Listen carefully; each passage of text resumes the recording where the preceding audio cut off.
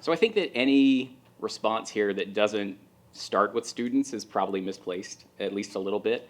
That's why we're here, as opposed to being an actuary or a lawyer, is that there's some sort of innate benefit to being an educator. And I probably have a little bit of a different perspective. I don't have some sort of like grandiose vision that something I say is molding the minds of future generations or changing the course of history. Maybe, I don't know. What I do know is, more specifically, I have 140 students across all of my sections, and I have 30 students in my fourth period calculus class, and I have one student who sits in that seat right there. And every single day I come in and have the opportunity to positively impact that kid. And times 30, and then times 140, and then times 1,200 across the building.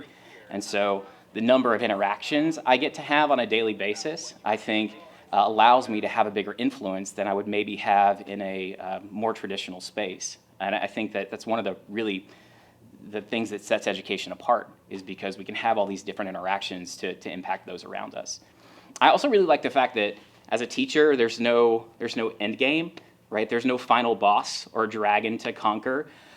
We have this charge to continually be growing and changing and evolving and getting better. And if you haven't been doing that in education over the past few years, where you been?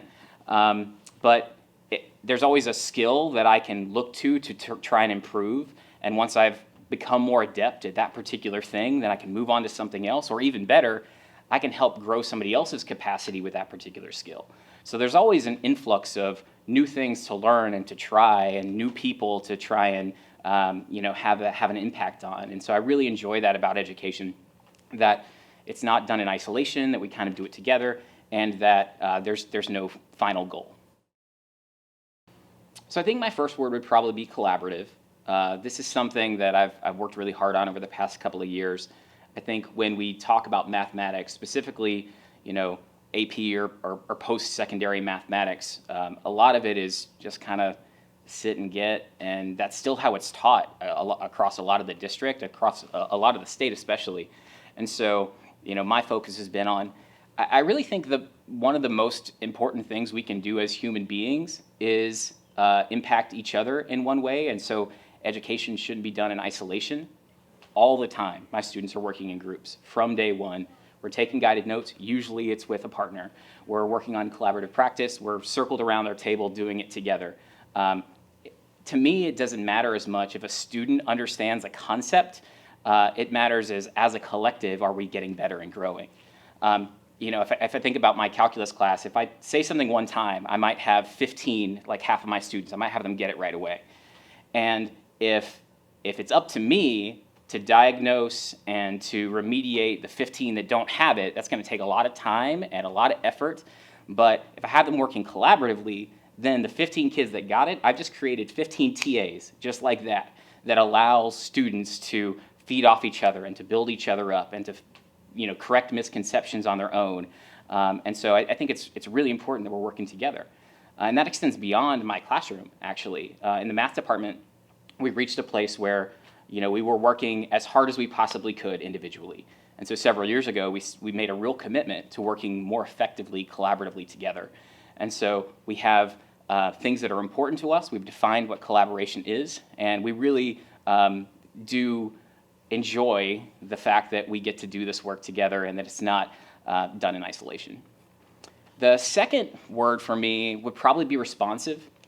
Again, I think that is something I've had to get better at over the years. I remember when I was first in the classroom, I would spend hours and hours creating these lesson plans that I thought were fantastic, execute them. I would say, man, that was flawless, because what did I know? Students loved it, I loved it, I had a great time. I thought, man, they really got this. And then I would get to a summative assessment, and they were not able to show me understanding at all. And so I was like, where's the disconnect, right? I thought they had it. I just wasn't formatively assessing enough. I didn't have an opportunity to really touch every student and see what they actually knew. So I've incorporated a whole lot more formative assessment strategies into my classroom all the time. I'm checking with students. From the time I teach something to the time I summatively assess, I have probably at least 2 or 3 assessment feedback cycles with that kid where I'm able to say exactly, here's what you knew, here's what you didn't know, here's steps we can make to correct. And I'm allowed to do that. I get to do that because we're all working together. It makes it more manageable for me. But I can be responsive in that I can use that to inform my instruction the next day. Really to meet kids where they are as opposed to where I think they should be after I've taught the lesson. And the last one, probably empathetic. So I'm a dad, first and foremost. I have three young boys, and the oldest of which has had an IEP in Gwinnett County since he was 3 years old. And I've gotten the privilege to work with some fantastic special education instructors across the district. And so just from the parent perspective, recognizing the academic and behavioral and social growth that my son had when he really had teachers that connected with him and that really met him where he was and pushed him to that next level, it's just immeasurable compared to the other experiences. And so I would be remiss not to try and emulate that in my own classroom. It matters to me what my students have going on outside of my classroom. It matters if they are going to work after school or if they have young siblings they have to take care of, right? I recognize that I'm one of potentially 7 classes they're taking. My class is certainly not the most important one, definitely not all the time, right? And so, mathematical best practices might say, I need to give these students, 50 derivatives to do for homework. But in actuality, if they do these 5, they hit all the topics and skills that I need them to do. So I'm going to give them a 5. I'm going to be really mindful of their workload. I'm going to understand what they're doing, why they're doing it, how my little piece of the puzzle fits into their big lifestyle, and react accordingly. So I really try to get to know my students and understand them because that's the only way I can empathize the way I need to. So probably 2 big things. The first is to have a plan, right? My wife likes to say, she's an educator also, that students can smell an unprepared teacher from a mile away. And that's true, right? To have a plan, you got to know what you're going to do every day and try to execute it to the best of your ability. Now, plans change, and not every plan comes full to fruition over the course of 47 or 90 minutes. But the plan is the important part. You start with a structure and a framework, and then you adapt and you evolve based on your student needs from there. So have a plan. And then the second piece is, everybody says that the first year is the hardest, right? You'll never work as hard as you do in your first year. I'm 9 years in, and I work pretty hard, right? And I don't think that's a negative thing, because if I look at what I'm able to accomplish now in my 9th year compared to what I was able to get done in my first year, those are vastly different things. Kara Lawson, the Duke women's basketball coach, has a quote that I'm going to steal from Teachers as Leaders.